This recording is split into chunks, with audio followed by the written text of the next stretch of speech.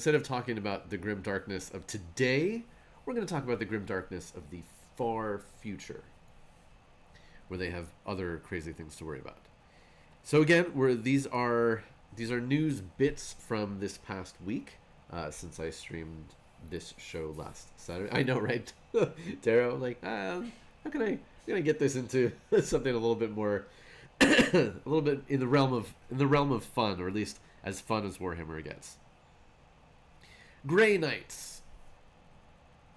We talked about Grey Knights a little bit when we had Scott White on, and that was super fun, and we went through a little bit of the lore. Essentially, Grey Knights are the Imperium's premier chaos battlers. They are Space Marines, but every single Grey Knight has at least psychic potential. Many of them are full-blown psychers with lots of powers, and all of their equipment and their training is designed to fight chaos.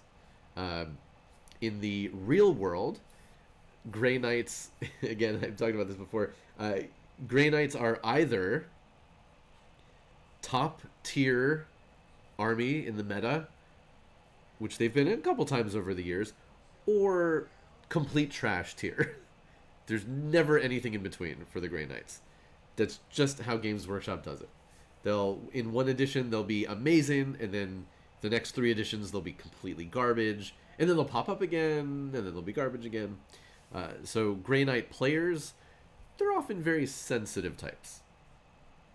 So you gotta watch out for them. But all of a sudden, Games Workshop revealed this past week, there's a new model coming for one of the specific Grey Knight characters. So Castellan Crowe, he's a cool dude. There's some neat lore about him. Grey Knights are one of these factions, one of these kinds of armies in the lore, at least, when sometimes you gotta fight fire with fire. So several Grey Knights are known to use actual like demon weapons, or in this case like a weapon with a demon in it, and use its power against its own people or its own creatures. So that's Castellan Crowe here, and let's see, where is... Okay, so here is the original model, which was pretty cool. It was definitely a cool model, but again, like, we're talking, excuse me, original Space Marine size. The guy, he was pretty puny, little guy, but this new one is glorious. I'm sure this won't last long.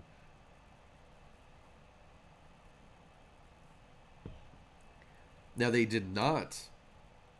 It doesn't look like they've Primarised him. It looks like he's still a firstborn Space Marine. I could be wrong, but that's what it looks like. I don't know. I could be wrong on that. But look, I mean, the base gives him more height, and he's definitely, he's standing up.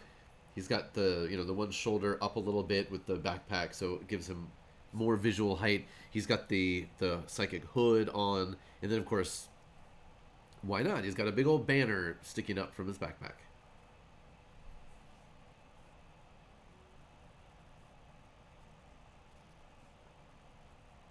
Okay, enough with the hydrates.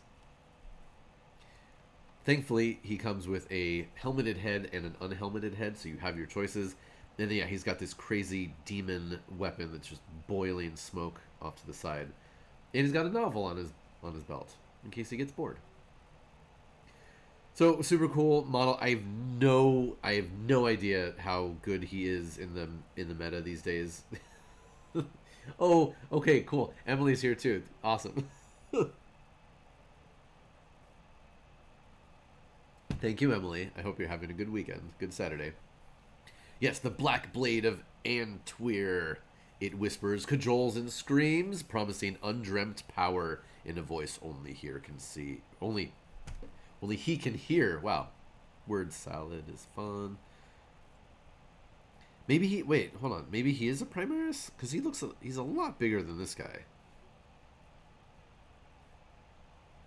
I don't know. Anyway, I don't play Grey Knights, so I don't really care. But it is a cool model. Emily, I'm doing all right. We got a lot of stuff going on. Yeah, demon weapons they're absolutely crazy. Yes, in 40K and then in the role playing games for sure. I know all you people watch out for me and my hydration levels. I appreciate it. Okay, then of course we are just being overrun with orcs this week. Again, pre-orders went up this morning. Apparently already sold out. I'm not surprised. Hudsonizers, hello, welcome. Oh, Savage Punch, you have a couple of the Grey Knights novels. Yeah, there've been a few of those. There's been all sorts of weird stuff with allocations. Like, I mean, okay, even before the pandemic, Games Workshop would allocate certain things. Hudsonizer, I'm not the only streamer who has got a little window and then a bigger thing somewhere else. But yeah, so allocations were weird even before the pandemic. Obviously, during the pandemic, schedules got all screwed up, things arriving at different times, and yeah, so the last big starter box was Dominion for Age of Sigmar. They promoted the hell out of it, and then apparently it did not sell out, and they kept trying to offer more, more and more special things going along with it. I still don't think it's sold out. This box that went on sale this morning seems to have gone back to the previous thing. Arsenal Roy, more orcs, of course, yes. Oh, it's my name. Yeah, Scott for Scott Lang. Got it. Oh yeah, Savage Punch. The Grey Knights. They've done so many crazy things with the Grey Knights. Just chuck them at demons, and then they'll take care of it. So anyway, the Beast Snaggas box, which looked really cool. Apparently, it's somebody was circulating an email. We don't know if it was 100% legit. I should have checked in with my local store, but it purported to be an email from Games Workshop to an independent store saying, "Hey, you know that cool Beast Snaggas box that's coming out? You, an independent store, you're getting one of them." Now, that has happened last year during the pandemic. There were some new releases, and stores were told, you get one. If that happened with this one, I'd be surprised, because they've really been pushing this. It's been, it's been a while. They've figured out some more of these distribution issues. Yes, like I said, I saw an image of it, but I didn't go and investigate whether or not it was confirmed to be real or not. If you were lucky and got a hold of one of these, or if you can get it from an independent store, this is all the stuff that came in the box today. Basically, this is the Orc Codex, but it has an exclusive Beast Snaggas cover, I think. Yes, Codex Orcs. Okay, just want to make sure. And then, obviously, a bunch of these really cool new Beast Snaggas models. The cards that you can use to play with them. Some new stickers, new decals, I should say. And yeah, so if you missed out on the pre-order from Games Workshop, check with any local independent stores that you might have in your area, because they might have an extra one. There are trusted independent stores online that you can go to.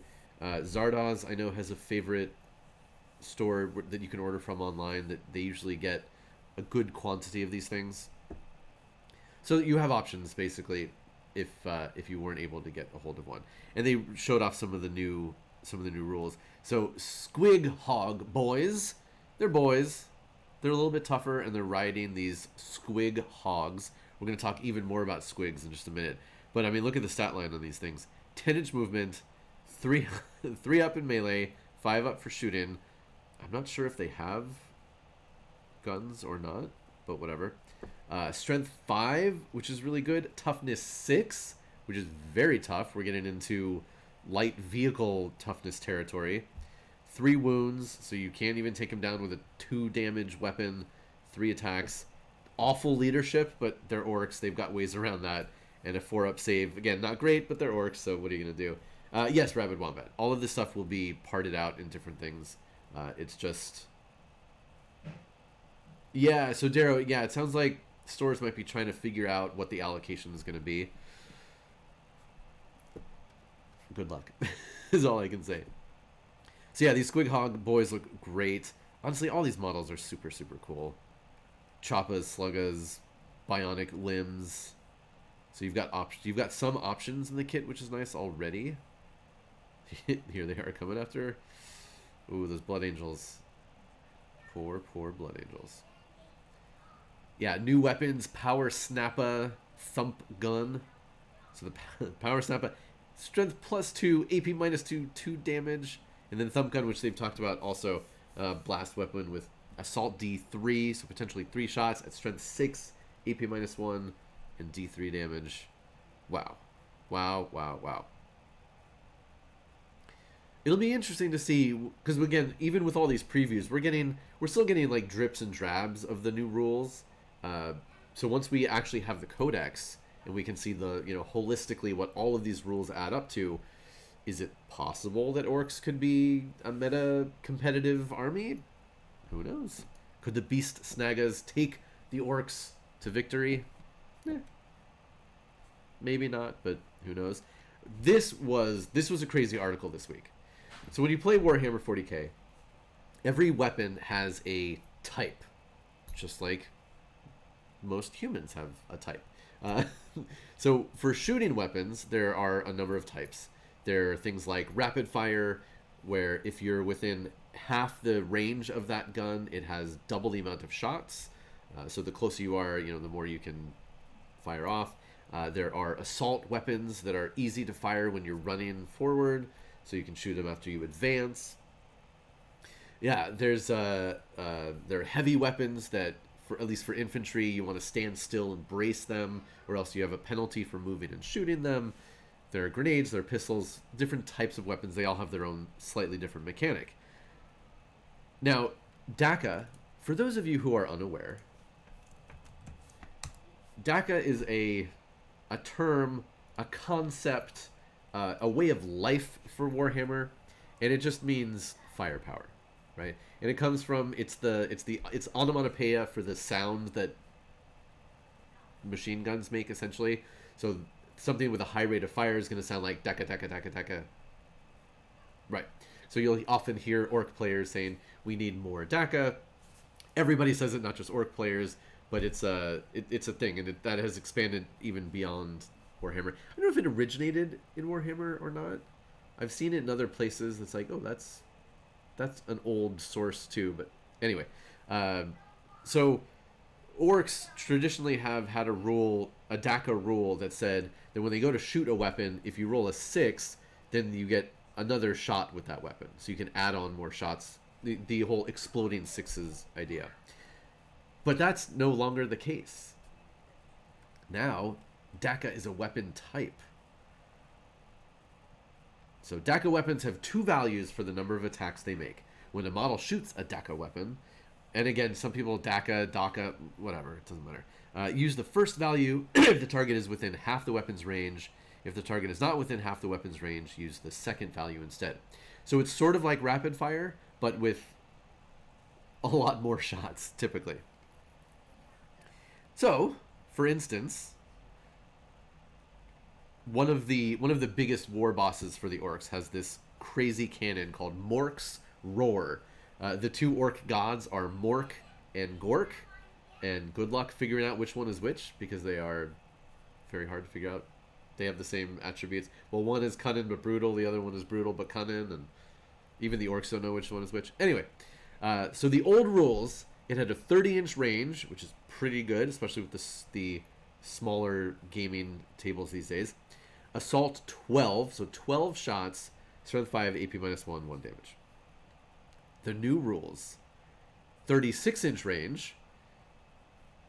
It's a Dakka weapon, so if you are within half range, so if you're within, 18 inches, 16 shots. Anywhere between 17 inches and 36 inches, 12 shots. So the same as it was before. Same 5 strength, AP -1, 1 damage.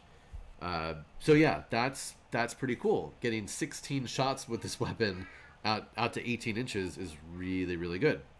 And then they go on and go through all the other ones. So this is a Gorkanaut, and it is a mid-size mech for the Orcs. And yes, the Orcs do put together mechs.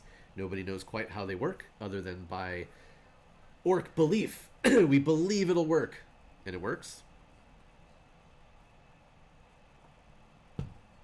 This one has this crazy arm, multiple cannons of multiple barrel cannons inside. Oh yeah, that's what we're talking about up here. The Morx Roar. So that was that one. It's a.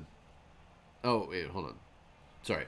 No, the Gorkanaut's Deathstorm Mega Shooter goes from a heavy 18 to a Dakka 30/20. So yeah, 30 strength 6 shots for this weapon here. I got confused which one I was talking about. So yeah, definitely cool rules. And the standard weapon for an orc boy is the Shooter. It's like the basic weapon. It is it's garbage usually, but now it's Dakka 3/2. So again, you get more shots. Yeah, it's great. All new shots for things. Rockets. Rockets are one of the standard heavy weapons for orcs. I mean, you can look at this, the stat line. Strength 8, AP -2, 3 damage. So these are really good against heavily armored things like tanks. And now they are better. They don't get the Daca Rule, but they turned from assault into heavy, which is not the best because a lot of times the orcs are moving and then firing them. But they get multiple shots, D3, so potentially multiple shots, and the blast rule. So if they're hitting something, if they're shooting at something with multiple models in it, they're going to get more and more shots. So that is cool as well. Going up through the Mega Blastas. So essentially, across the board, they've made orc weapons more dangerous. Usually with more shots, because if there's anything orc players love, it's rolling massive amounts of dice. So anything that increases it is great. Now, this monstrosity, if you've watched pretty much any orc fighting on Hyper in the last year, certainly, you will have seen this. So this carriage vehicle is called a Mech Gun, and on this Mech Gun you can install you can play different types of weapons. One of them is this one, the Bubble Chukka. Now, if you've watched, the Bubble Chukka is the one of, arguably, the most random weapon in all of Warhammer 40k. Because when you go to fire it, you roll a d6 to find out the number of shots it's going to make. You roll another d6 to find out what the strength of those shots is going to be. Another d6 for the AP, the armor penetration, and yet another d6 for its damage. So potentially this thing can be earth-shatteringly powerful if you get some 6s in those. Also, you could roll really terribly, and it could be completely garbage. It's super fun. It is insanely thematic for orcs. They've changed it. It's not nearly as random as it once was, but it is very powerful. So essentially, now you roll a d3 to find out which type of bubble comes out the end of the Bubble Chukka. And it can be a big bubble, a wobbly bubble, or a dense bubble. And each one has its own good things and drawbacks. Oh, I gotta remember that my face is in the way of some of that.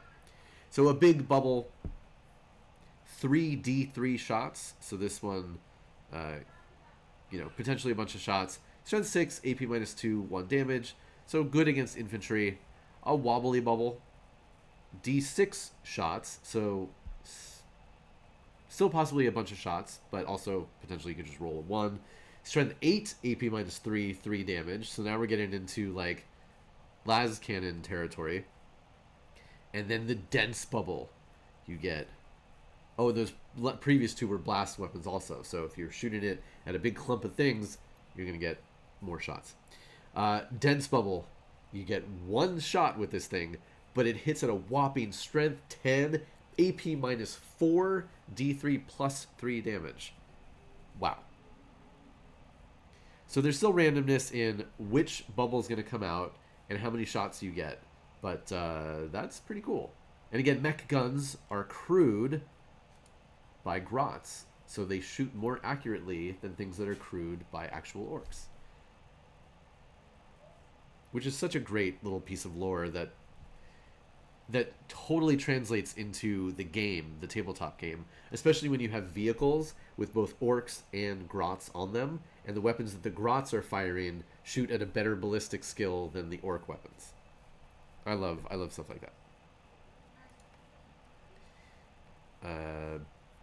Okay, so again, more teases and hints at the Beast Snagga rules. They've got snake bites were already a sub faction of orcs that were a little bit more wild, more savage. They get some stuff.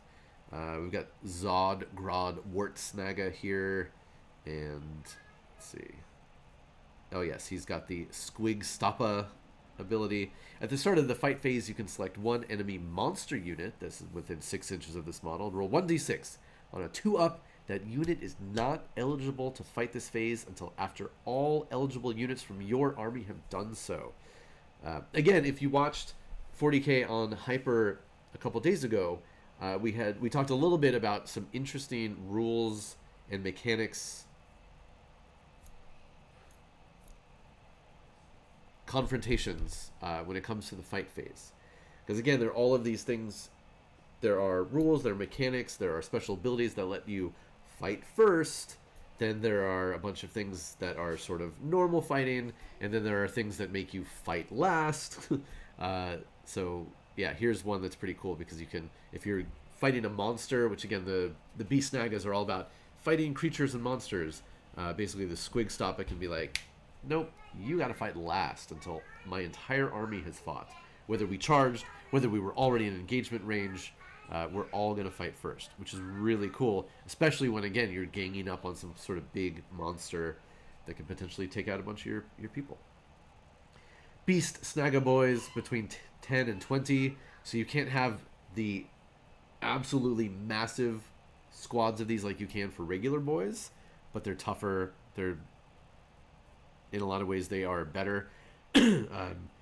We don't know exactly what the point cost is going to be, or the PL for these. But yeah, they have these really cool thump guns. D3 damage, so it's random, but chances are you're going to at least be able to take out a Space Marine with each shot of one of these. The squigs. We got little squigs. We got squig hogs. So again, we got a little bit more of the data sheet for the Squig Hog boys. Doesn't have all the information. Again, we don't have the points or the PL. We don't have a listing of Thumper's gun. Hey, that works. We don't have a breakdown of what their standard equipment is and how they get access to special equipment. But we see things like saddle get weapons. So they're just like shooting stuff from the saddle. They have stickas. Saddle get weapons for melee, squig, hog, jaws, and the sticka in melee. And yeah, it's all super fun. And interesting too, because the stickas are clearly like spears essentially. So for shooting, they still are strength user. So again, it's the orc, or in this case, the Beast Snagga throwing the sticka. So the strength is based on the strength of the actual thrower, which in this case is strength 5. Yeah. And at half range, it's +1, so it's strength 6. Oof. Brutal. Very fast, 10-inch movements, great weapon skill, not great ballistic skill, good stats on these weapons. Save is only 4 up. So, and I doubt they have access to an invulnerable save. So that's always the trade-off with orcs. They might be able to do a lot of damage, but they are just... Usually you can take them out very easily. The increase in toughness is going to make a big difference, though. So we'll see. Obviously, stratagems change everything. Again, if you're watching on Hyper, we've been using more and more stratagems lately to do all sorts of cool stuff. Fight additional times, power stuff up, let things move in crazy ways. So, learn your stratagems. I have a love-hate relationship with stratagems, mainly because, as you all know, my specialty, what's near and dear to my heart, is teaching new people how to play Warhammer, introducing the game to new people, and just getting new people into it, and doing things that are for either brand new people or people who are relative newbies at the game. That's like that's where I like to live. Stratagems are one of the most difficult, the biggest bar to entry as far as playing full games of 40k. Because there are so dang many stratagems out there. So when you want to play a full game of Warhammer 40k, you need to learn the basic universal stratagems from the rulebook. Things like fighting first with a unit, basically jumping the line a little bit. Not first, but just after the first thing fights. Things like firing Overwatch.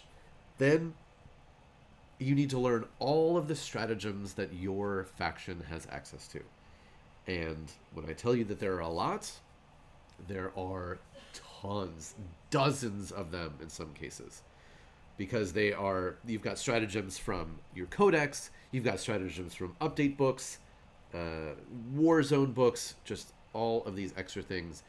And to really get the full use out of an army, you got to be running stratagems.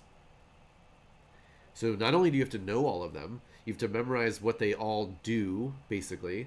You have to come to the table knowing which ones are applicable to your army, because a lot of them are unit specific. Like this one here, Monster Hunters.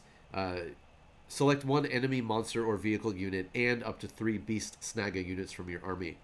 So if you're not playing with Beast Snaggas, then you don't need to worry about this one for that particular game. But you got to know which ones are applicable to you in that specific game, and then you got to keep them in mind as you're playing and look for opportunities to employ them. They are super fun. Again, they're super thematic, letting you do things that are really applicable to your army, but it's definitely tough to keep them in mind and learn them all. I don't really have an answer as to how we can make these things easier, other than the only other way would be to remove stratagems and just load up units with even more special rules and abilities. Although, to be totally fair, if they switch to a format where stratagems like this that are for specific units, instead of having that be a separate stratagem, have this as part of the data sheet for that unit as an option at the bottom. So like, this is the unit's stat line, this is the unit's weapons, here are stratagems that this unit can employ. That could be helpful. So again, when you sit down to actually play a game, you have your data sheets and the stratagems are part of those. Maybe that could help.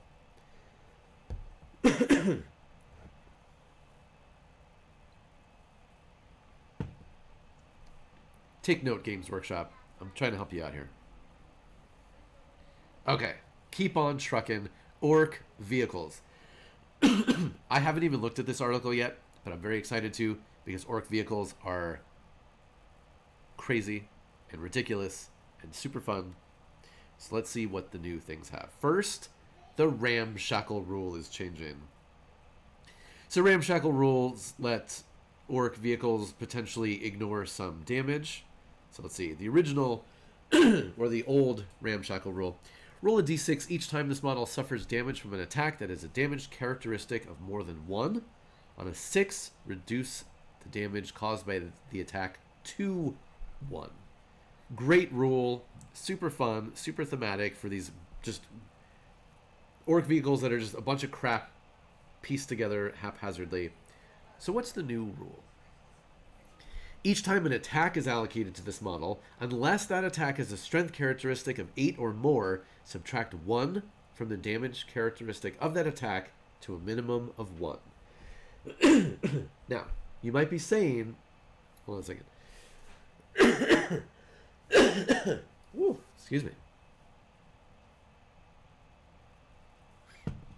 You might be saying, but wait a minute. This isn't as good. You used to be able to potentially reduce a 10 damage hit coming in to a 1. Well, it's true, but this is way more useful in almost every other situation. You don't have to roll for it. It automatically happens. It's on every attack with a strength characteristic of 7 or less, which is most things in the game. And it automatically subtracts 1 from the damage. Most weapons nowadays, especially most infantry weapons, are damage 1 or 2. So for all the 2, and then we're seeing a big increase in 2 damage weapons, which is good because we've got Space Marines now with 2 wounds. So this is a super fun rule that'll definitely help. And it makes sense too that Ramshackle does not help against the strongest, most powerful weapons in 40k. Because yeah, I mean look, we can believe in our Orc vehicles all we want, but when we've got a Knight or a Titan firing some crazy destructive blast at them, it's gonna go through the armor. So it also makes sense thematically that Ramshackle no longer can affect the most devastating weapons that are out there. Let's see. Oh, the Stompa. So the Stompa is super cool. Most of you have seen it. I can grab mine real quick. One second. Oh, if I can reach it. It's far away. Uh-oh.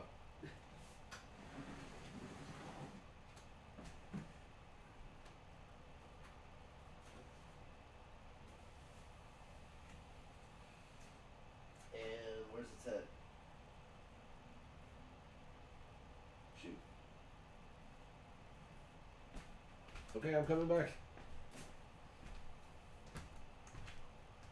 Alright, I'm back. So this is the Stompa. Usually it has a head. This one, the head is not attached.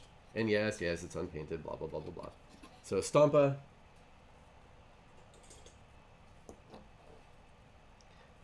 Space Marine. The Stompa has a massive, well, at least it did until this new Codex, who knows. Stompa has a massive number of wounds, just a ton of weapons, some of which are really silly and can keep shooting if they keep hitting until you roll poorly and then the gun breaks and can't shoot again. Like all sorts of goofy stuff like that. You rarely see this on the battlefield because it's insanely expensive in points, way more than it's actually useful. And with no invulnerable save, it was pretty easy to whittle these things down, even though they had a lot of wounds. So let's see what the update is.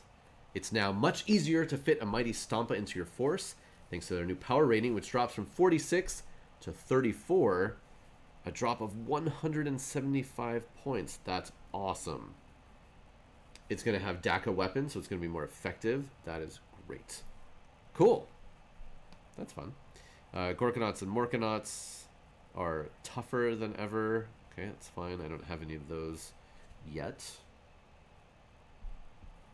And the Speed WAAAGH. So Speed WAAAGH applies to basically the Orcs' fastest land vehicles. A lot of these things that look like race cars. It's all the Mad Max stuff, essentially. And the Speed WAAAGH rule that allows your speed boss to galvanize bikers and vehicles into crazier maneuvers and extra Dakka. When a Speed WAAAGH is called, vehicle-mounted assault weapons lose penalties for advancing and firing, and Dakka weapons get yet another extra shot. Oh, awesome. Very, very cool. Now, this was the just announced new vehicles, obviously for the Beast Snaggas, the Hunter Rig or the Kill Rig, depending on how you load it up, whether you have psychic weapons on it or not, essentially, and then you can put people on here. All right, we get some rules information. So the Kill Rig at the start has 16 wounds. So movement 12, weapon skill 3, ballistic skill 5, so standard, strength 6, toughness 8. Dang, so it's as tough as like the toughest tanks, basically. 16 wounds, 6 attacks, 3 up, save. Okay, pretty cool. Pretty cool. And then, yeah, it can transport boys. All right, neat. And it says a kill. Now we don't know. Again, we don't have all the rules for these, but a Kill Rig is equipped with Evi Loba, Stick a Cannon, Whir Tower, Butcha Boys, Savage Horns and Hooves, and Saw Blades. So a ton of weapons, some melee, some range. Cool. I'm excited for the new Orc Codex. I really am. We've definitely seen enough previews to indicate that they're keeping the feel of the Orcs, but changing some of the mechanics, and I hope it's for the for the better, or at least fun. Just make it fun. I just want it to be fun. Orcs should always be the most fun faction to play. Orc players should always be having the most fun in games, and just being silly, just calling out silly stuff. Now we switch from Orcs to Kill Team. Because, oh my goodness, did we hear some crazy news about Kill Team. Again, for those of you who are not super familiar with it, Kill Team takes place in the same universe as Warhammer 40k. So we are in the 41st Millennium in our universe, based on Earth, which is at this point called Terra. Humans have expanded out into the galaxy and have met a lot of bad stuff out there waiting for us. There are aliens, there are demons, there are chaos gods, there are psychic powers, all of these crazy things. And every faction is fighting every other faction, and often fighting themselves. So for Warhammer 40k, you bring a big army to the table, a bunch of units that could be a big tank, units that could be a big blob of individual models for infantry. Kill Team, on the other hand, is a squad skirmish game. So you're playing 5 to 12 models only. Each model is its own unit that's going and doing things individually.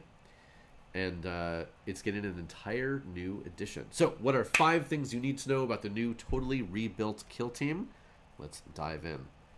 First of all, it's Octarius, not Orctarius. But I forgive you if we call it that, because that's just fun. The initial set is going to have Astra Militarum, specifically Death Corps of Krieg, against Orc Commandos, which is great, all new models. So they have all new skirmish rules. And really, this is the big key note here, because in the past, Kill Team, while on a smaller scale, different feel, its rules have been based on the overall Warhammer 40k rules. Some things streamlined, some different stats on some things, but overall, same basic rules. Mostly the same phases. They combined a couple of them. Data sheets look the same for the most part. So a lot of similarities. Like if you knew one game, you could go to the other game and say, okay, this is different, this is different. All right, I got it. And you could get in pretty easily. Not so much anymore. This is now a totally separate game. Is this a good thing or is this a bad thing? I'm glad you asked that. That's a very good question. You're very wise. It can be a bar to entry if you know one game and you go to play the other one. Now, their rules are not compatible in the least. But at the same time, hopefully, this means that the rules will be easy to learn and easy to master for new players. And also, we see this weird thing happen with Warhammer especially, but this happens with all games, is that editions change, right? And if you have 2 different games that are based on the same rules, but they're not on the same edition schedule, they'll start breaking, and then, like 40k will advance an edition, but Kill Team will be left behind using rules that are not the current rules, and that just confuses people even more. So, what they've done here is they're just breaking it off. They're not connected anymore. You don't have to worry about, well, if this edition changes, what do we do about this game? Because they're just separate rules. It doesn't matter. And I can appreciate that, and I think that will help in some cases. Next, brand new stats. Yeah, Rabid Wombat, 100%. Absolutely. Rabid Wombat says it's a 50-50 split.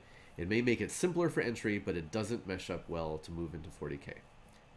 True. Remember that in nearly all cases, models that you get in a kill team package, or models you get for a kill team, you can use in 40k, not necessarily in the same configuration. You need to put models in units, not just individually. Vice versa, a lot of 40k things you can do in kill team, as long as it's like a person, not a gigantic tank or aircraft. They don't have those things in kill team. Yeah, the stats are going to take some getting used to. I like this picture, this specifically, because this shows you a lot about what kill team is about. Kill team is about a lot of terrain and just crazy stuff. So here you literally have these two models like barely balancing on this stuff. This one, is there some Photoshop going on here? I don't know, that looks weird to me.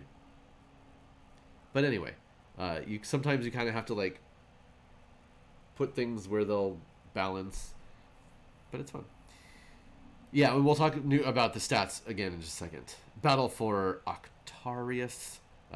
There's some narrative stuff, which is great, don't get me wrong, but you don't always need that just to play a game. Alternating activations. This is huge. I mentioned this a little bit previous stream. One of the biggest concepts in wargaming and miniature gaming is how activations work. What does this mean? This means that if you're playing a game where you have more than one model, more than one unit, more than one thing, so say just 2 or 10 or 100, depending on what you're doing, do I get to do all of my stuff and then you get to do all of your stuff, or do you do one, then I do one, then you do one, then I do one? So that last one is alternating activations versus I go with all my stuff, then you go with all your stuff. So Kill Team had a little bit of alternating, a little bit, but Warhammer 40k is still I go with all my stuff, then you go with all your stuff, back and forth like that. This new Kill Team is going to be alternating activations. Yeah, it's an evolution from what they started with the current edition, and again, another further way that it's diverging from standard 40k. And then in-depth customization. I mean, they had this in current Kill Team. Essentially, you have options for how to outfit your models, your units, and then further customization on top of that based on specialisms, not specialties, because we're English now, specialisms, that would then add more special rules and stuff like that. Here, though, it's a little bit more tied to the actual modeling, but again, like it's your models, do what you want.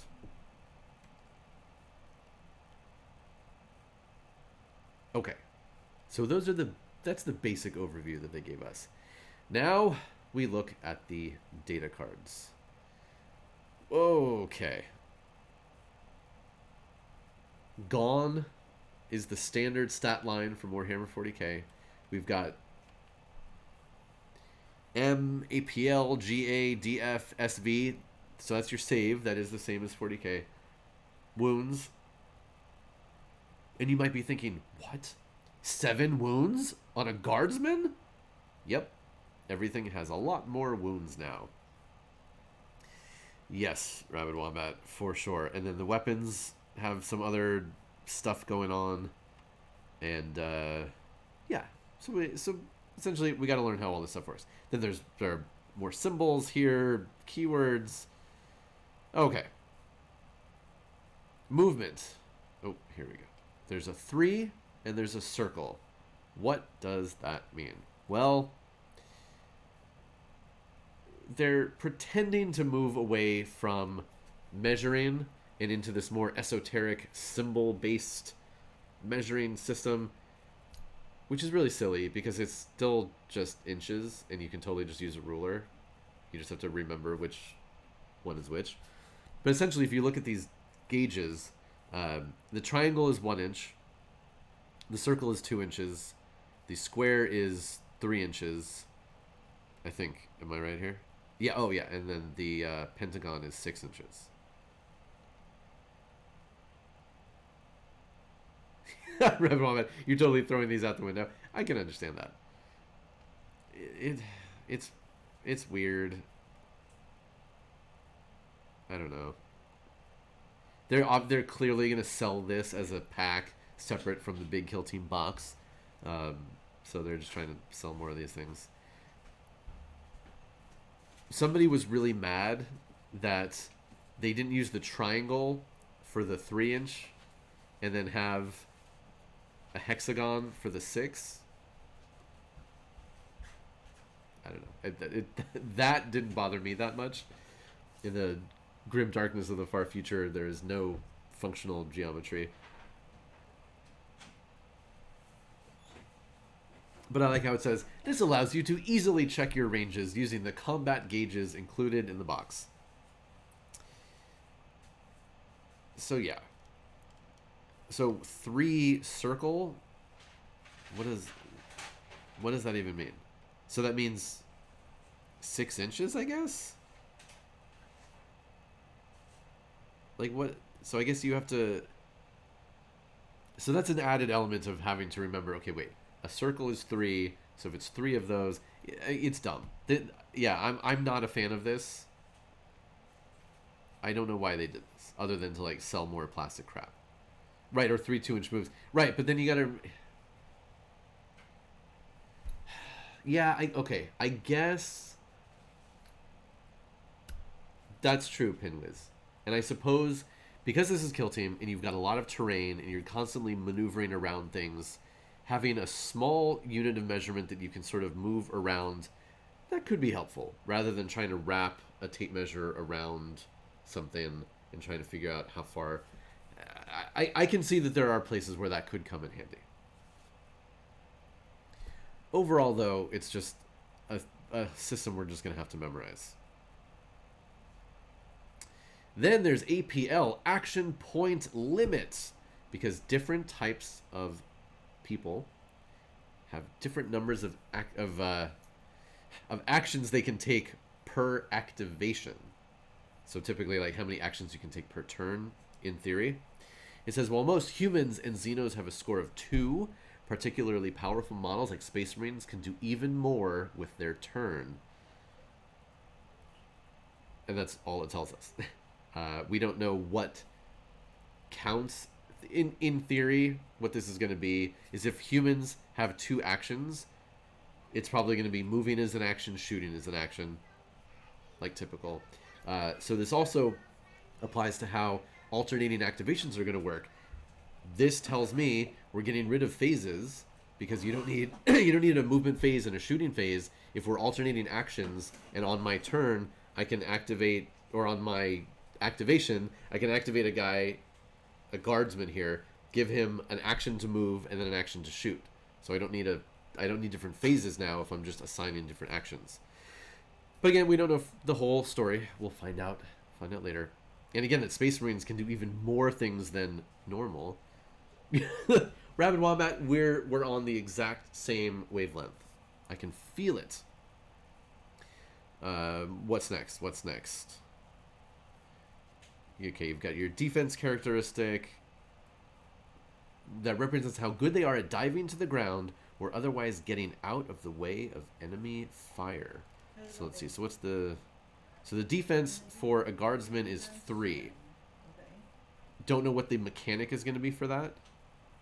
It's not a 3 up. It's just a 3. So who knows? The save does, again, that is remaining the same for 40k, for current kill team. So if you've got a 5 up save, you need to roll a 5 or a 6 to not get hit and take damage.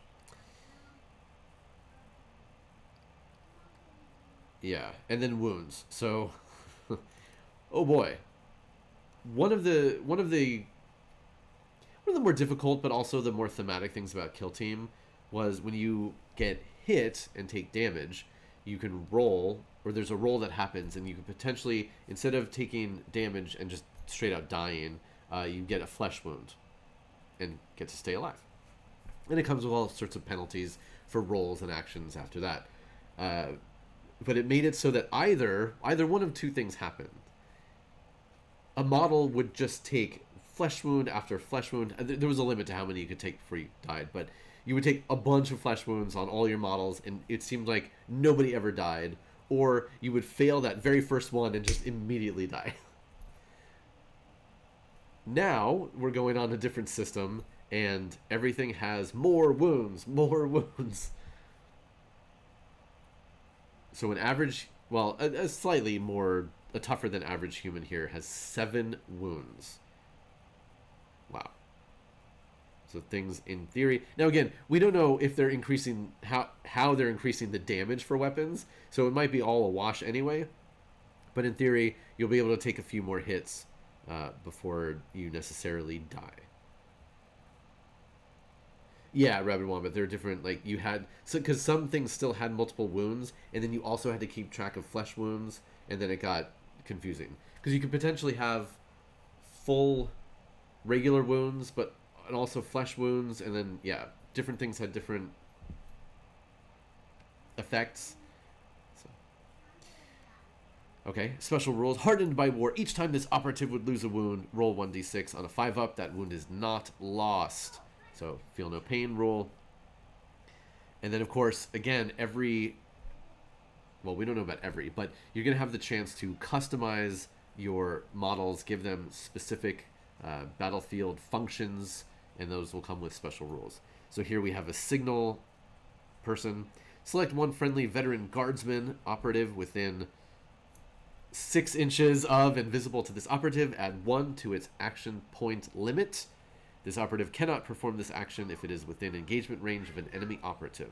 So that's pretty cool. You can, for 1 action point, basically give somebody else an extra action. Yes, and you can lose APL action points based on how many wounds you take. So again, just like Kill Team Now, with flesh wounds, those do affect some of your other stats. You're not as effective the more wounds you take. So yeah, here there's some mention of take wounds, have fewer actions.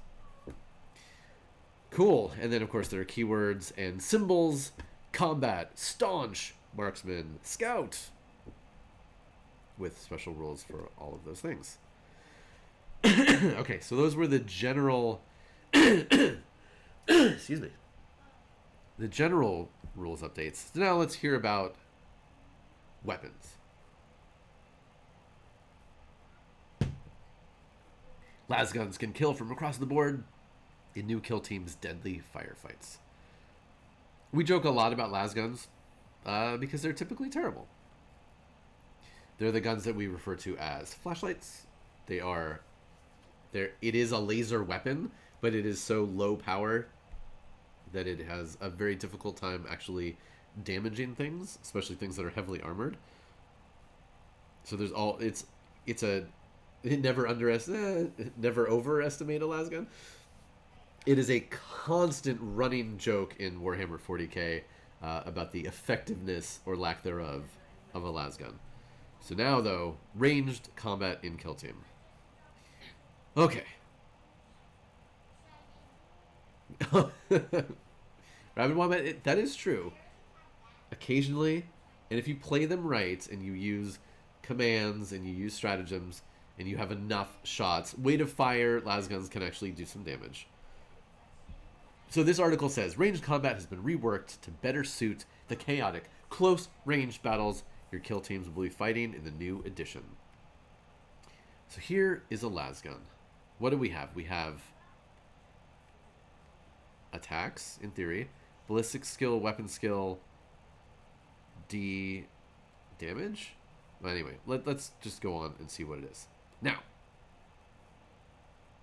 there's no range on some weapons like the las gun because, due to the close quarters nature of the kill team battlefield, weapons have an unlimited range unless otherwise noted. So you see that the las pistol here has a range of 6 inches, but a las gun can shoot forever. Now, Kill team games are played on an even smaller battlefield than most Warhammer 40k games, so it makes sense. You shoot a gun, it's going to go, you're typically only dealing with a couple feet. It'll go the whole distance unless it's specifically, I assume pistols, I assume grenades are going to have this limited range, but everything else, range doesn't matter. Shoot the whole board. Yeah, it totally makes sense. What else do we got here? Ranged weapons share a few key characteristics. Attack stat shows how many shots an operative can take with that weapon. Rolls that equal or exceed their ballistic skill are marked as hits, and rolls of 6 are counted as critical hits. Alright.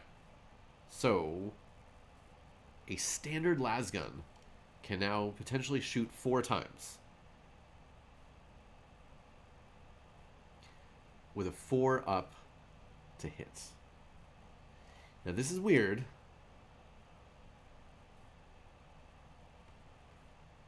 And a 6 is a critical hit. So again, critical hits are something in Kill Team, not in regular 40k. A target must then roll a number of dice equal to their defense stat, which we saw before. Any result that equal or exceed their save characteristic are marked as a save. Okay, alright, now I'm getting it. So the defense, the D stat, is how many dice you roll to try to avoid getting hits. And then you compare those rolls against your save number. Now I'm getting it. So if you get hit with enough shots and your D value is only 3, you could potentially save against 3 of them, but all the other ones are going to hit you. Once all the dice have been rolled, the attacker's hit rolls and the target's saves are compared. Crucially, critical hits can only be blocked by 1 critical save or 2 standard saves.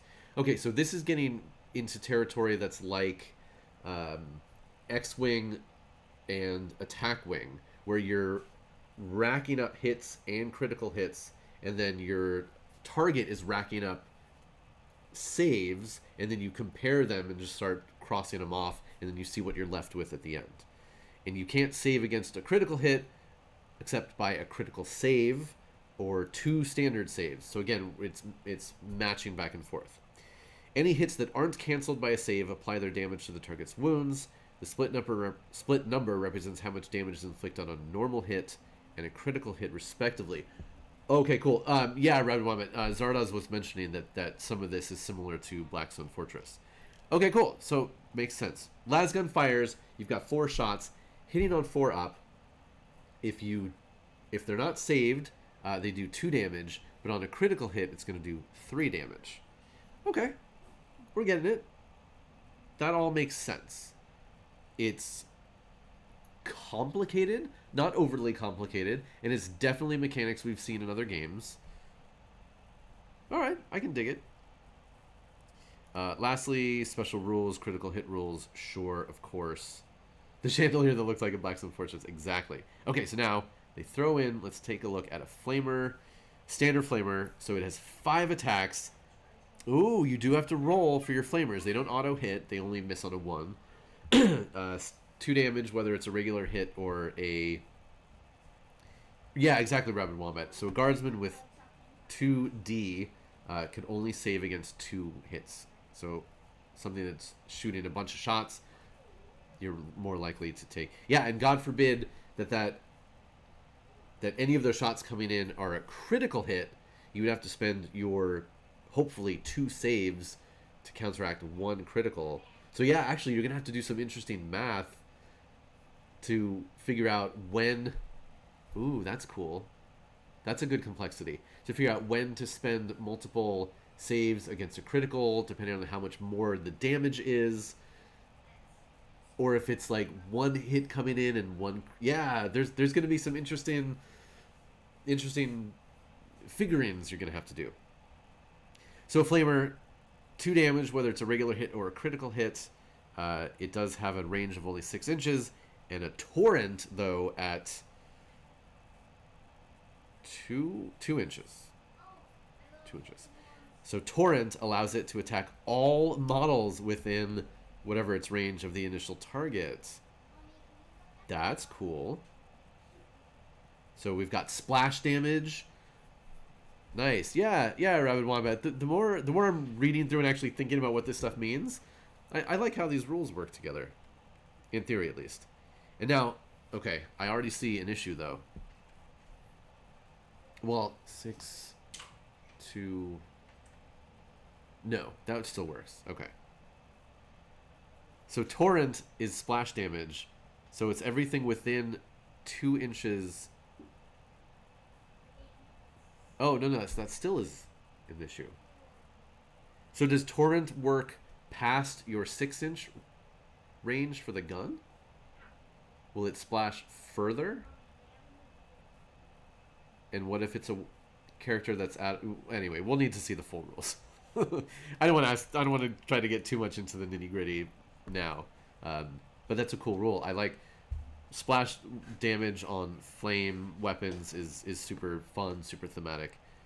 Okay, now we've got a long las, standard, same number of attacks, 3 damage standard, 3 damage crit, hits on only a 2-up, but it has an MW3. What does that mean? Critical hit rules, as the name implies, are only applied to critical successes. The long las is MW3, mortal wounds 3. Oh, snap. Inflicts 3 automatic wounds for every critical hit rolled before there's even a save. Wow. Yeah, long las. Yeah, it's an actual unique weapon. Okay. There are a fair amount of complaints about sniper weapons in 40k. They're typically not super effective. Yes, they do let you target characters that you otherwise can't because of rules like Lookout Sir, but they're not usually very high-powered. They only really do awesome extra damage if you roll a 6 to wound. But here, not only do you have... Oh, and also sniper weapons in 40k are very typically one shot. Here, you fire this long las, the sniper weapon, you've got 4 shots. It hits on 2s. If you get a critical hit, it's going to do mortal wounds. 3 of them, no less. Yeah, that's great. That's powerful.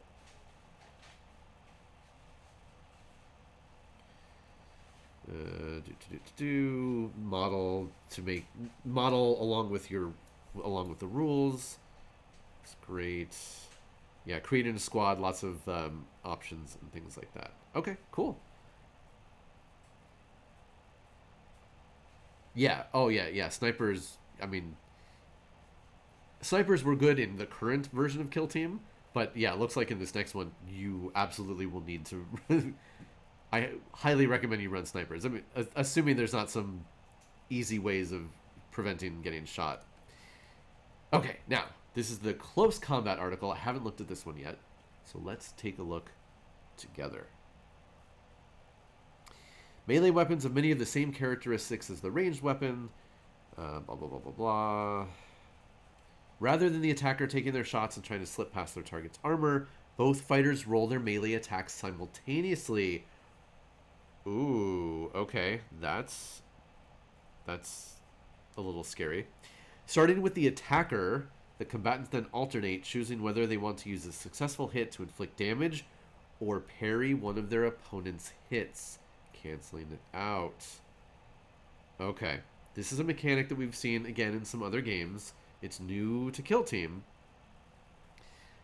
Yeah, Rabbit Womp. That was one of the other challenges for Kill Team, is because every model is unique and has special rules and has essentially stratagems. I forget what they called it, but added things you can do with them. It was very easy to forget about certain things in that game. Okay, we need more information here. Oh, snap. In melee, armor saves won't help you. In such close confines, finding an exposed joint or aiming for a foolishly unprotected head is comparatively easy. The only thing standing between an operative and the whirring blades of a chainsword is their own fighting skill. Very interesting. Fans of power swords and especially choppy pieces of kit, your weapons still retain their iconic lethality thanks to the special and critical hit effects. Take the aforementioned power sword, for instance, whose lethal 5-up rule mean you're scoring critical hits on 5s and 6s. Wow. Okay. So what does all this mean? No saves in melee. That's huge. Essentially. But you can trade hits that you make either to actually make a hit or to counteract hits that are made against you. Okay. So we've got a power weapon, the power sword that he's holding. It's got 4 attacks. So that's, again, just like with the ranged weapons, we've got a lot more attacks happening, which is cool. 3 up to hit. It's weird that it has BS and WS when the weapon is clearly just one or the other. I don't know why they did that. Oh, crap. 4 damage on a hit with a power sword. 6 damage on a critical hit that you get on either a 5 or a 6. Wow. So a 4 damage hit on a 3 or a 4. A 6 damage hit on a 5 or a 6. Yeah, so models have more wounds, but the damage of these weapons is crazy.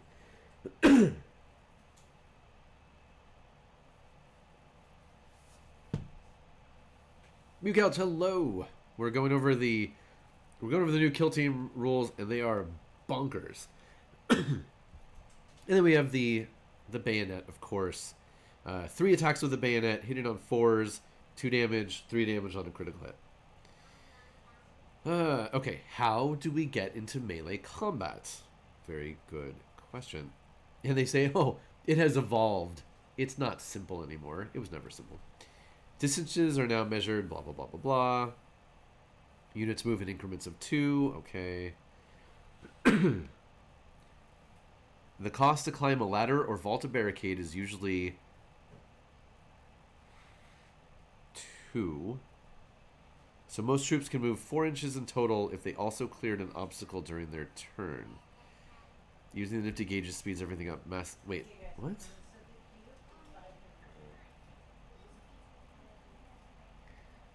So moving up and over something is just a standard penalty to your movement. That's fine. That makes it so much easier.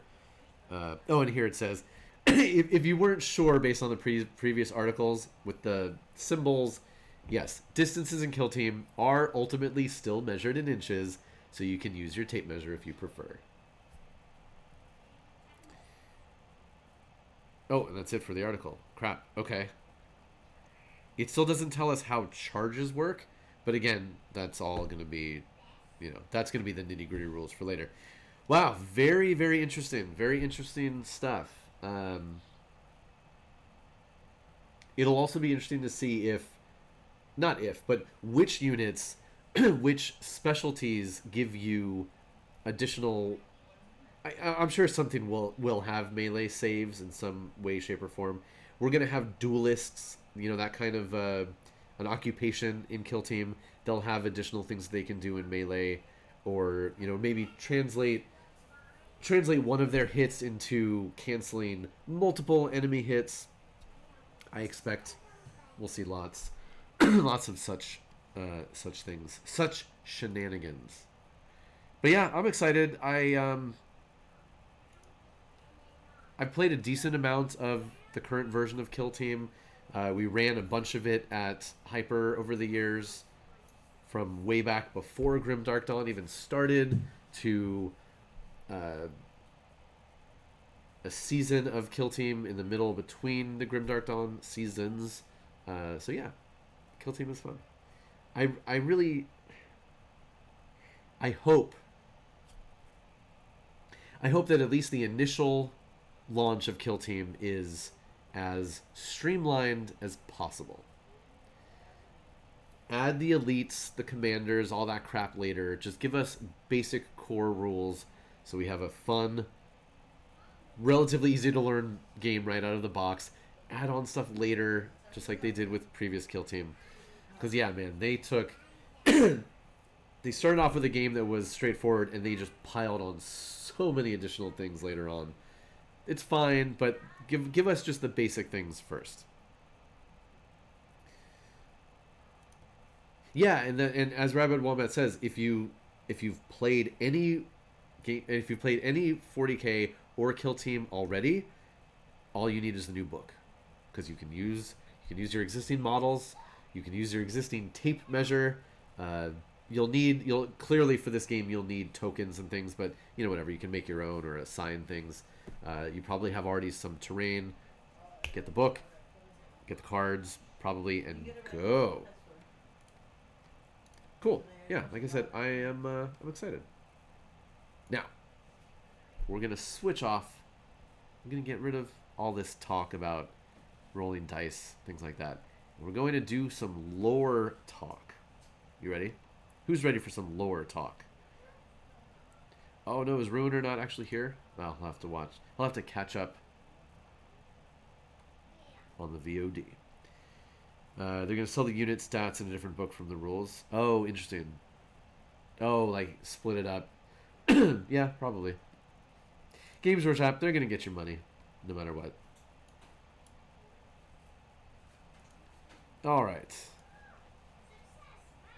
Look at these crazy things. So in Warhammer 40k, there are people known as rogue traitors. They are traitors, and they are rogue. Now, what the heck does rogue traitor mean? Well, it means a few different things. First off, rogue traitor is a real-world term. I didn't know that, but I looked it up. A rogue trader is an employee authorized to make trades on behalf of their employer, subject to certain conditions, who makes unauthorized trades. Ruiner, did you really just get in here? That's perfect timing. We're just starting talking about rogue traders. That's fantastic. We just did a bunch of Kill Team talk, and we're diving in. So it's an authorized employee who makes unauthorized trades. It is most often a phrase applied to financial trading when a rogue professional trader makes unapproved financial transactions. In addition, it refers to a trader who engages in the mismarking of securities. Blah, blah, blah, blah, blah. Anyway, it's a real world thing. What are you going to do? Now, way back in 1987, ancient times. What are you laughing at? Games Workshop had fantasy games going on. They licensed Dungeons and Dragons stuff and Tolkien in the UK, and they're like, we want to do a future game. So in 1987 they came out with Rogue Trader Warhammer 40,000. This would end up being the first edition of Warhammer 40k, but it was called Rogue Trader. It was... I've never played it. I've never read it. I've just read things about it. From what I understand, it actually had role-playing element. You needed a GM to play the game. You couldn't just have two people. You needed a third person. It had a bunch of other races that are no longer active. So we had squats, we had zotes, and again, some of these they do exist in Necromunda and other places. The Slan. There was a lot of fluff in this game. So like the rulebook had a lot of background information and stories and things like that. It was political parody. It had humor, things that are almost completely devoid in current 40k, except for the Orks. So a bit of a different kind of game. And it introduced, with everything else, the idea of the rogue traders. Now, the rogue traders are an element of the Imperium of Man, like a lot of the other stuff we talk about. Right, Rabbit Wombat, there are no such things as squats. We've never heard that word before. So rogue traders began as the Rogue Traders Militant, an arm of the Imperium. A rogue arm of the Imperium. And this started way back in the Crusade era. Talked about this a lot before, but essentially the idea of humanity in Warhammer 40k is humans prospered on Terra, achieved high technology, spread out into the galaxy, made colonies, went different places, traveled, encountered aliens, fought stuff, and then we had the long night.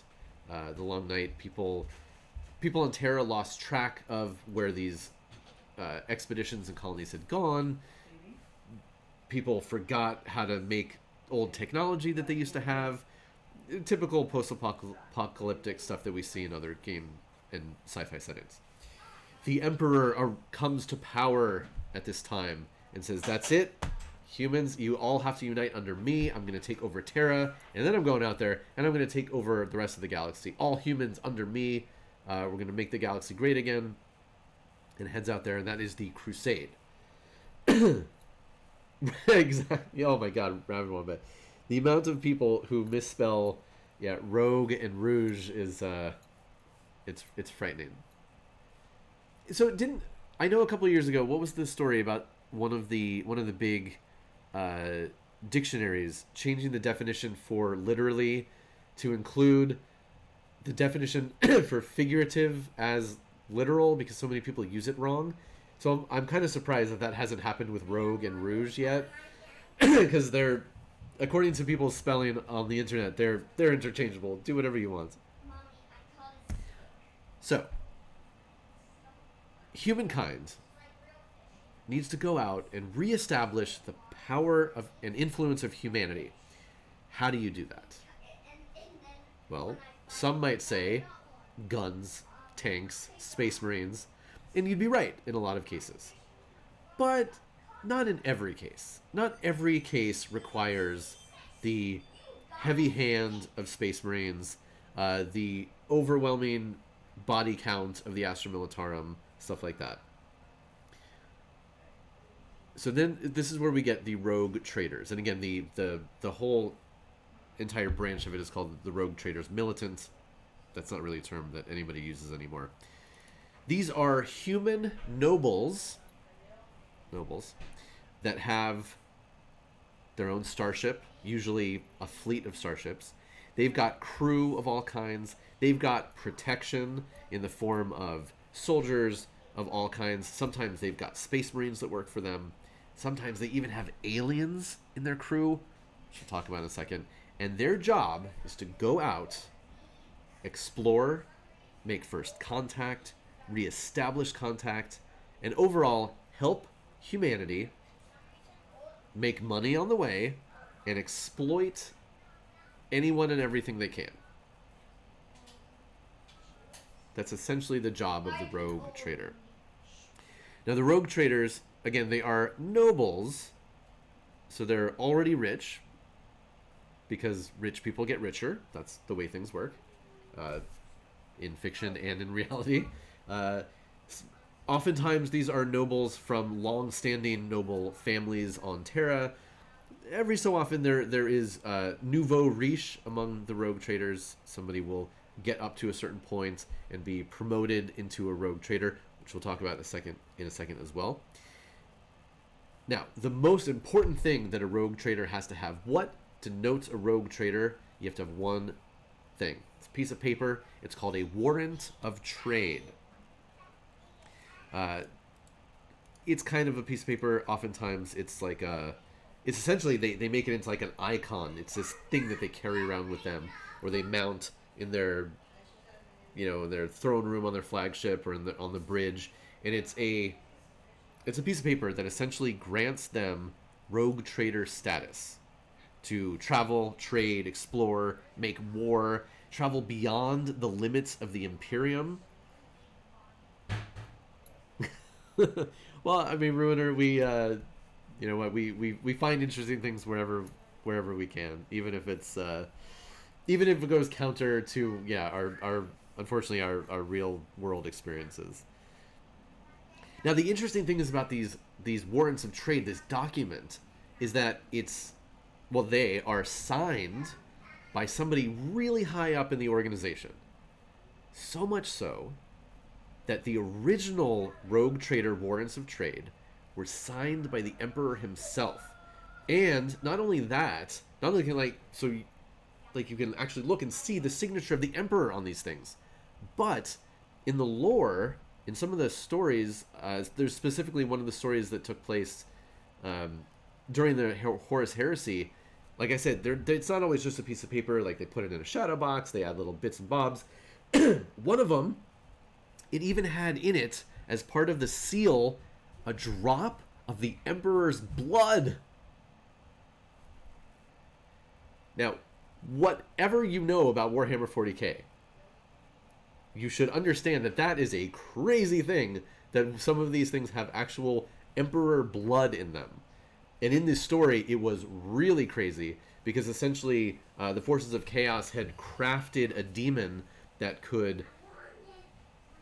it was like a mimic kind of thing, that if it had organic material, it could copy somebody and copy their abilities, their memories, all this sort of stuff. So they were on a mission to get this one of these warrants of trade that actually had Emperor blood in it. And holy crap, if it had succeeded, that would have been the end of the universe right there. Easy. Rogue traders and traitors, yes. So that was actually a really cool story and a very interesting little note. But obviously not everyone is signed by the Emperor. He can't really do a lot of signing these days. So you'll find warrants of trade signed by Primarchs, High Lords of Terra, all sorts of people, again, really high up in the organization. Now, what does the Warrant of Trade do? Like I said, basically gives you carte blanche to do whatever you want in the galaxy, outside of Terra specifically, as long as you can justify it.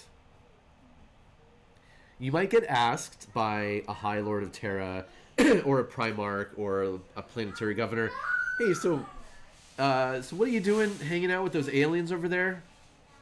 And if you're a rogue trader, you can say, well, this is in service of the Imperium. And they have to say, okay, that's the right answer. Yeah, they're essentially, in almost all cases, rogue traders, it's so powerful they can do whatever they want. Just whatever they want. Sometimes, now also it's interesting in the lore, the Warrant of Trade, this all-powerful document, sometimes it does have some restrictions.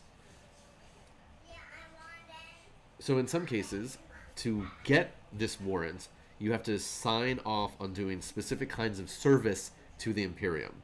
So like part of it will be, you have free range to do whatever you want, but every 10 years you have to come back to Terra and, drop off some stuff. That's an easy one. It could be things like you have to explore and exploit this specific star system. So part of your charge as becoming a rogue trader is you have to do this specific task to get all these benefits. And that extends to also the status of rogue trader is sometimes given as a bribe, a reward, and also sometimes even exile. If there's somebody who's high enough in the Imperium that they can't easily outright kill them or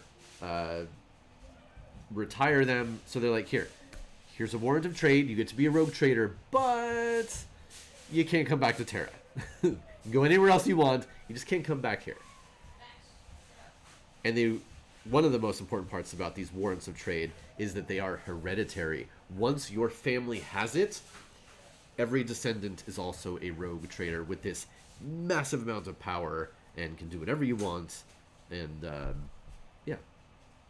Now, one of the hardest things for me to wrap my head around when it comes to rogue traders is that a lot of what they do is to make money. And I always have a hard time reconciling that with everything that I know of Warhammer 40k, everything I've read, because generally, yes, there are people who are high up in the Imperium, High Lords, governors, things like that.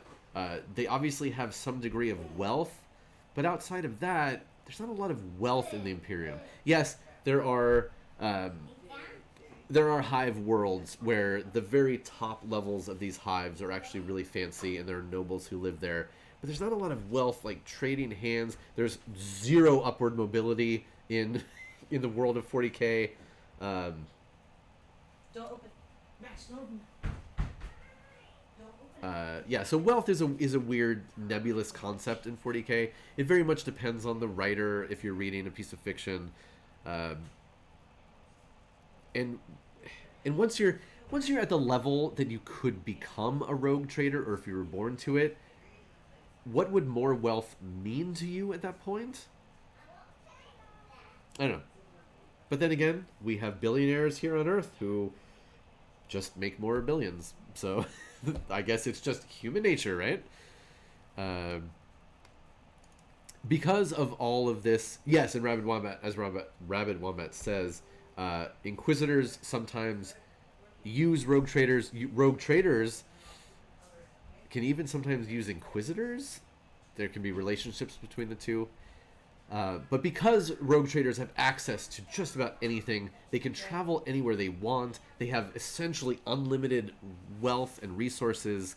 They themselves, they are sources of knowledge that sometimes nobody else has, power, freedom of access, weapons, even allies, things from outside of the, like, essentially the human sphere of the galaxy.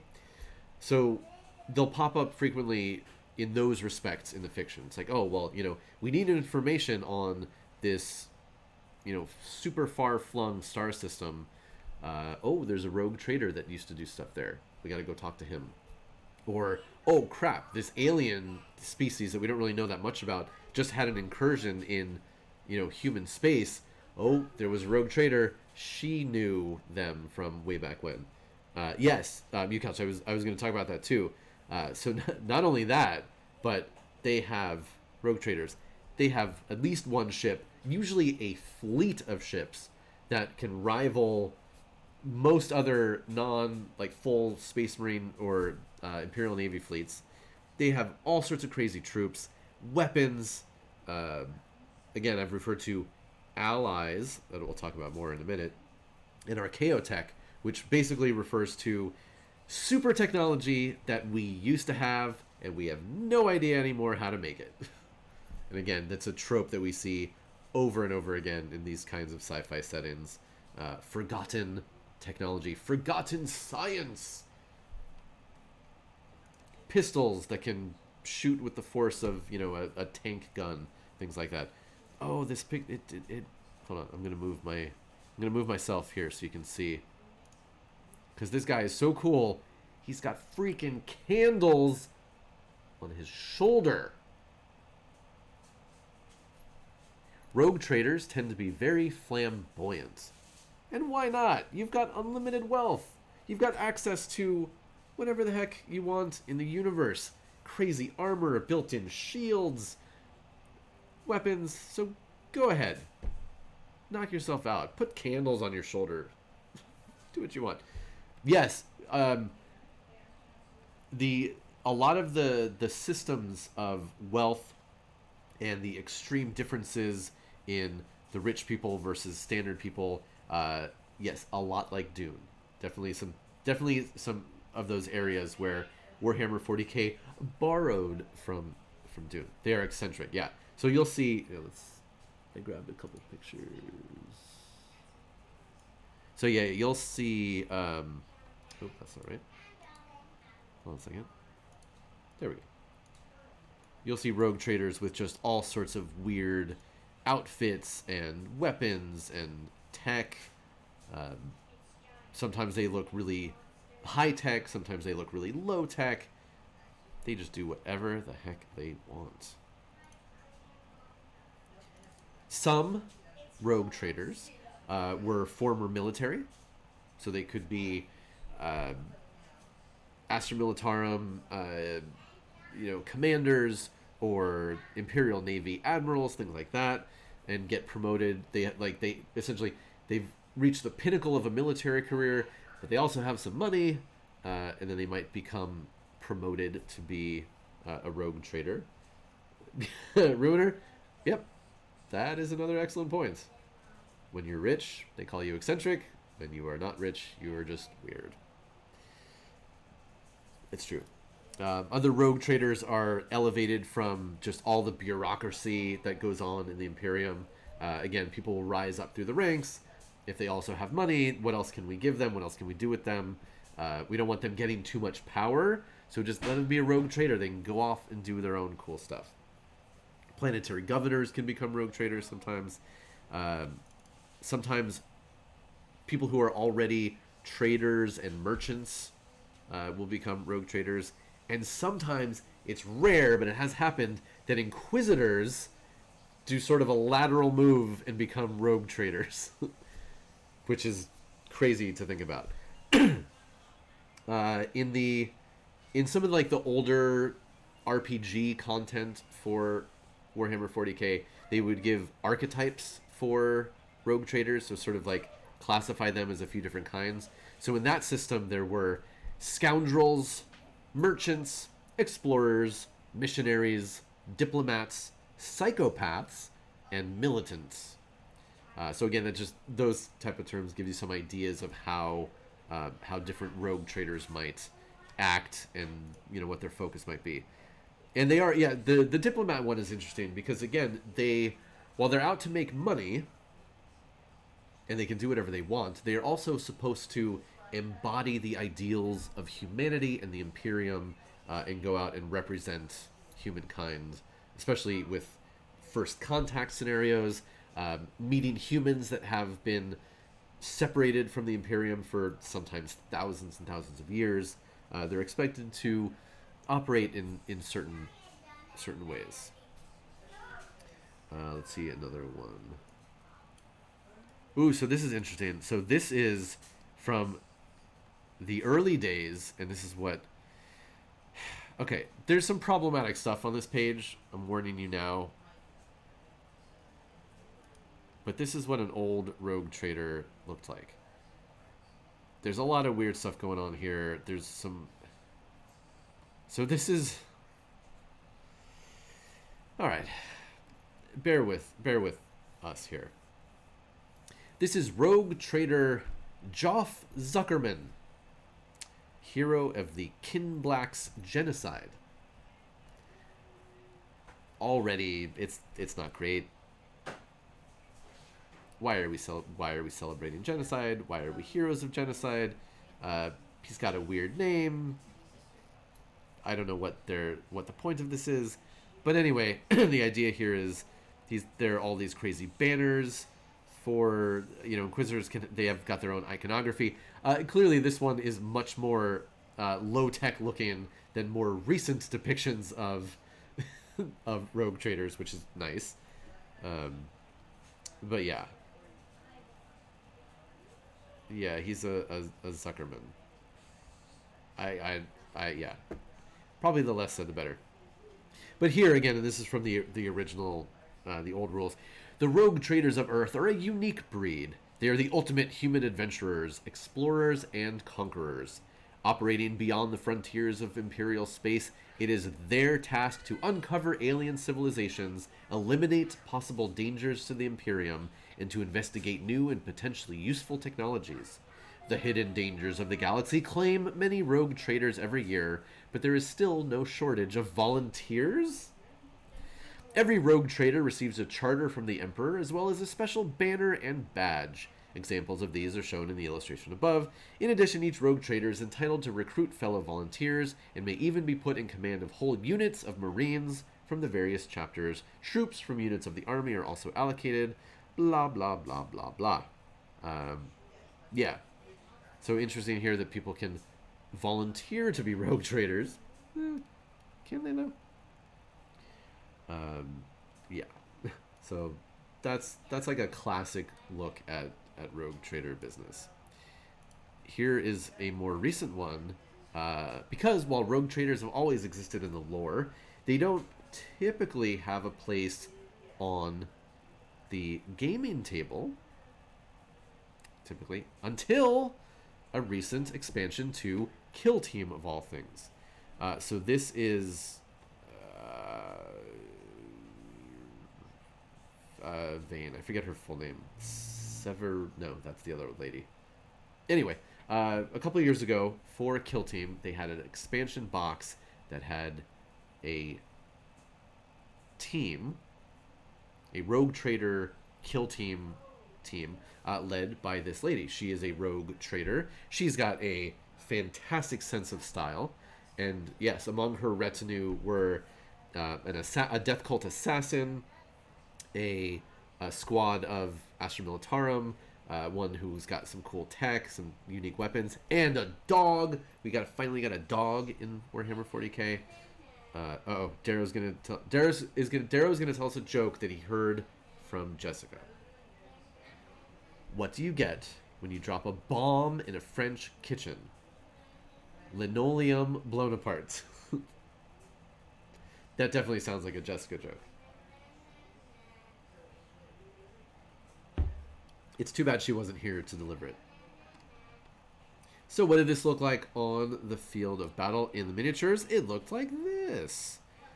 So again, you've got the Rogue Trader here in the middle. I have these models. They are built. They are built. Now you see in the middle, there's the Rogue Trader lady, and over here is her assassin friend. I did head swaps on both of those models. I used heads from an Escher Necromunda kit. Not a fan of these heads. I'm not a fan of this super bizarro Rogue Trader head with the weird veil and the feather. The feathers are fine, but the veil wasn't doing it for me. This assassin head, problematic. Let's say problematic.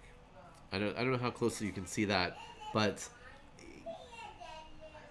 racist, possibly. It's in that continuum between weird to problematic to potentially racist.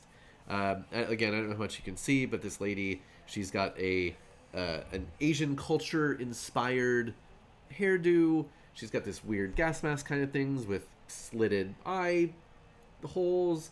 It's not great. So I was like, you know what? I'm going to find a cooler head for that. Lucia Vane. Thank you very much, Rabbit Wombat.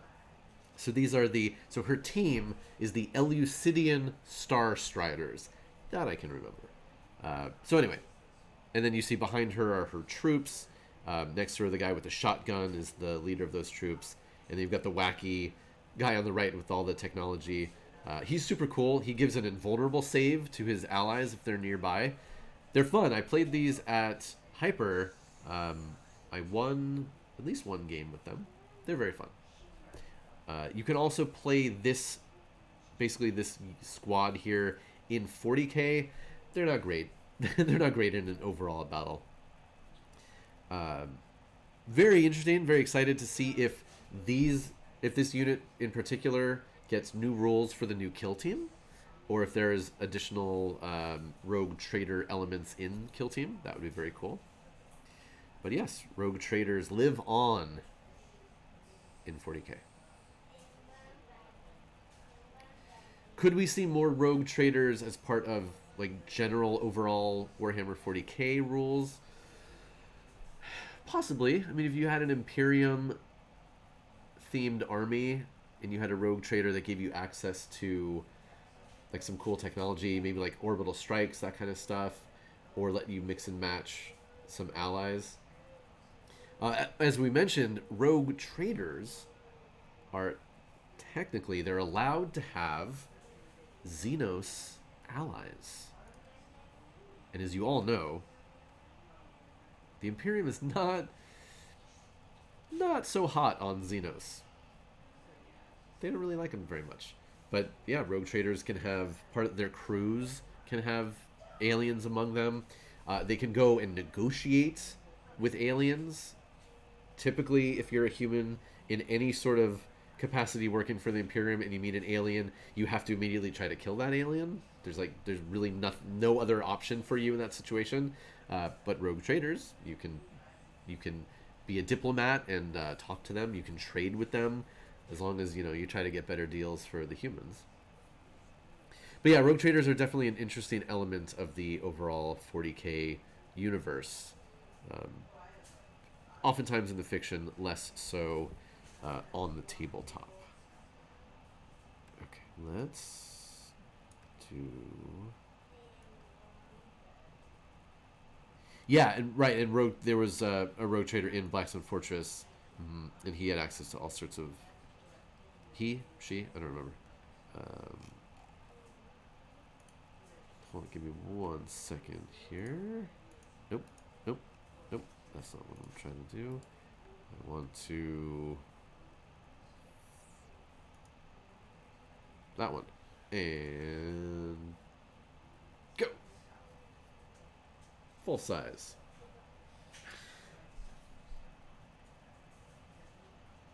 Yeah, I know that there were all the adventurers were like essentially the PC player characters in Blackstone Fortress. But yeah, I don't know which one went with. I never actually played it, so I can't answer those questions. I know Rabid Wombat and Zardoz have played through that game, so I would defer to their superior knowledge. All right, what else is going on in the world? Let's talk here for a minute, friends. Tonight, I will not be streaming with Jessica. These things happen. I don't know. It took a year to play through Blackstone Fortress. Well, it's good. Well, good and bad. I'm sure you didn't play as often as you would have liked to, but it's good that it provided so much content. I don't know what Jessica's plans are tonight for streaming, if she is or not. Follow social medias, Discord, and the like to find out. Like I said before, tonight we are prepping for our convention tomorrow. We have to get up really early to go out there and do it. And today is also my wedding anniversary, our wedding anniversary. So we're going to do a small amount of celebrating tonight. Oh, Rabbit Wombat, you did do once a week. That's awesome.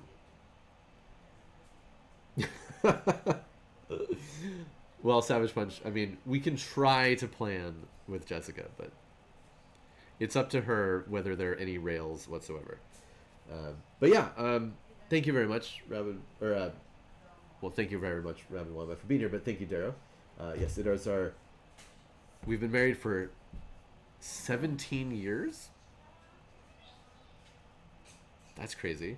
And we've been together for 26 years. Wait, how old am I? Okay, look, I'll finish it.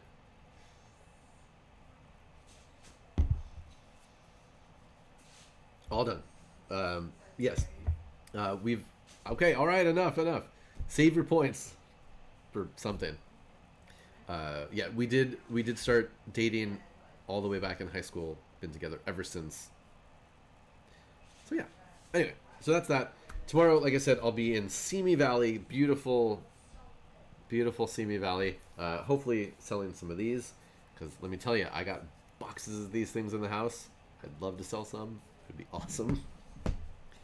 And then this coming week, it's going to be a bit crazy with my schedule. Not sure how the streaming is going to go, so bear with me. I know you all do, and I appreciate that. Yeah, so we'll see what happens. And what else? I'm gonna give you the smallest tease, but there are truly crazy things being talked about for Warhammer over at Hyper. Like, just bonkers things that might be happening in the upcoming weeks. Possibly this coming week, possibly not for a little while. Just nuts. And apparently after Thursday, Naeem and I are going to get a stream deck, so that's going to be fun. We'll have even more power, ultimate power. I can't wait. Stream decks are super fun. I don't have one. I don't know what I'd do with it, but Darrow, do they need more terrain? I mean, we always need more terrain. We need more varied terrain is always the case. Because I think people who watch regularly, they're like, oh, it's the rocks again. Oh, it's the trees again. And Mukouch, even more weird than usual. Um, maybe some of the things that were mentioned, I was like, because often what'll happen is somebody in the organization will come up with an idea, and then it'll be up to Naeem and I to figure out, okay, well, how would that work in an actual game, and then it'll be up to Malika and Zach to figure out, okay, well, how would we actually like put that out and do the cameras? And a couple of things that were mentioned, I was like, holy crap, how would we do that? so we'll see. We'll see what happens. And again, even if none of those things come to pass and it's just the regular stuff, it'll still be crazy because it always is. Because we have an amazing audience who are just get super into it, even if they don't know what's going on. And I have some ideas for that as well. Oh, Arsenal Roy, they talked about it last night. Oh, interesting. Okay. I don't know what they revealed, so I'm not going to say anything more. But that is very interesting to hear. Yeah, one of the most common, not complaints, but a common thing we see in the chat and we hear from people is that they watch every Thursday. They're into it. They're excited for stuff happening.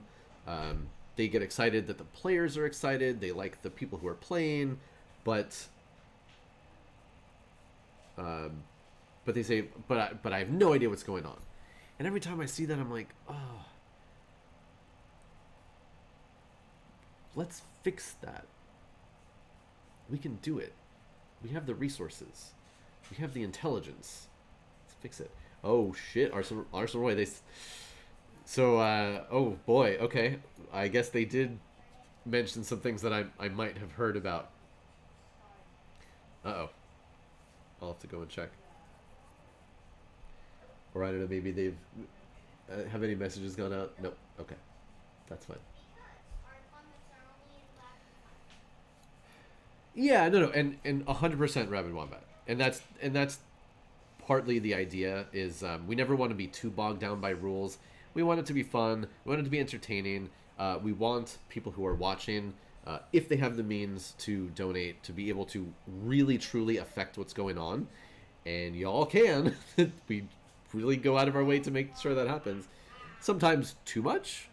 I definitely get looks and no, Scott, we can't do that. Like, come on. 6 damage to everything. Come on, that'd be fun. No, that'll eliminate everything on the board. But it's cool. I've learned though that not to bring those things up before the game, but during the game, just to announce it, and then they're like, well, Scott said it, so I guess we have to do it. Yeah. I'm all about increasing damage and just messing up the battlefield as much as possible. Yeah. Well, it's harder to countermand what I'm saying if it's during the actual stream. Like 2 weeks ago with the alligators, Zach and I, we outlined like the basic format of how the alligators would work beforehand. Just the basic rules. And he's like, okay, well, how are they going to act? Is it just going to be like a simple roll for what they do? I was like, yeah, sure, it'll be that. And then as soon as we started, I got a piece of paper and I wrote out essentially I wrote out a data sheet for the alligators, and every thing I wrote, Naeem was like, what? They have that? So that was cool. The alligators were very, very fun. That was a good chaos incentive. Definitely need to bring back the alligators at some point. For sure. Cool. Well, let's see what else is going on. Eridinsk, hello. Hope your Saturday is going well. I'm getting ready to wrap it up here. So yeah, the big takeaways are not sure what my streaming schedule is going to be exactly. I'm going to try to do as many of my normal things as possible. We'll see what happens.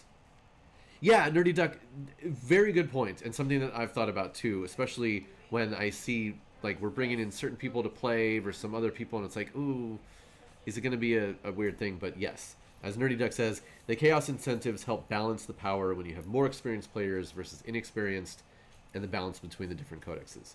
Yes. And especially just the fact that, people can donate for different, bonuses for different sides, and then chaos is going to mess up all that stuff anyway. And I think, too, that those kind of things can help bring back the fun.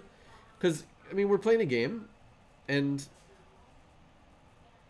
very few people are completely fine with losing. There's usually some part of you that's like, oh, every one of my rolls is going bad, and all this random stuff is happening to me. That's cool. But, I'd like something to happen, maybe have a chance. So, and again, that is human nature. That is totally fine. It happens to me sometimes. But yes, the randomness of the chaos stuff helps sort of alleviate that. Because it's like, look, if our awesome viewers are spending money and having all of this crazy stuff erupt everywhere, how can I even expect to try to win when I have no control over what's going on the board? Yeah. Which again, I think overall that's a good thing. And again, because we're not doing... The opposite can come into play when we did stuff like Grimdark Dawn, where, you who's watching, you might be in the meta game, you might be in a faction, you really want one side to win, you may not be happy because, chaos things are happening and affecting the game. So in some ways, it's better that we don't have all of that loaded onto it. You can be fans, you can support, a player or a faction that's on now, but if crazy stuff happens, it's not going to be the worst thing ever. Fox Mountain Painting, hello, welcome, and thank you. How is it going? Fox Mountain Painting. We were, let's see, what have we been doing on this stream today? We went over all the news from this last week, talked about all the new Kill Team stuff. We really dug through to understand what Kill Team is going on. And then we just did a deep dive in the lore of the rogue Traitors, which was cool. Did a lot of chatting today. Not so much hobbying today, but a lot of chatting. What were you painting? Fox Mountain Painting. I'm definitely gonna check out your stuff. We paint occasionally on this channel. Not as much as we want to, but it happens. Painting, it's hard to get around to the painting. Thank you, Darrow, for that command. Yes, we all want to go and check out Fox Mountain Painting. What? Look, I have painted. I will paint again one day. It's hard. It's hard to get around to painting. Okay, who do we want to raid? What do we want to check out right now? You know what? Nope, don't answer that because I've already decided. One of my favorite people is streaming right now. And we're going to go... Let me make sure I have that written out right. Okay, cool. So again, Fox Mountain Painting, thank you so much for dropping in. Unfortunately, it is at the end of the stream. I have got to go do family stuff. But we'll check out your stuff. And we are going to go and raid, like I said, a person who is very near and dear to me. So if you're not already following this person, follow. You can subscribe even now. It's going to be great. We are raiding the one, the only, Emily Wolf. She's burning things right now. Got fire. How cool is that? We've got the book. Wicket! Yes, please, name your children Wicket and Gim. Gim. It's a name from the Legion of Superheroes. Or Nick. I mean, Nick is fine. Names like Nick are fine, but Gim and Wicket, come on, these are top tier geek names for your children. Okay, go and tell Emily that she's awesome, and we want to see her burn things. All right, have a great weekend, everybody. Hopefully I'll see you at some point this week. My streaming schedule is going to be crazy. All right, bye everybody.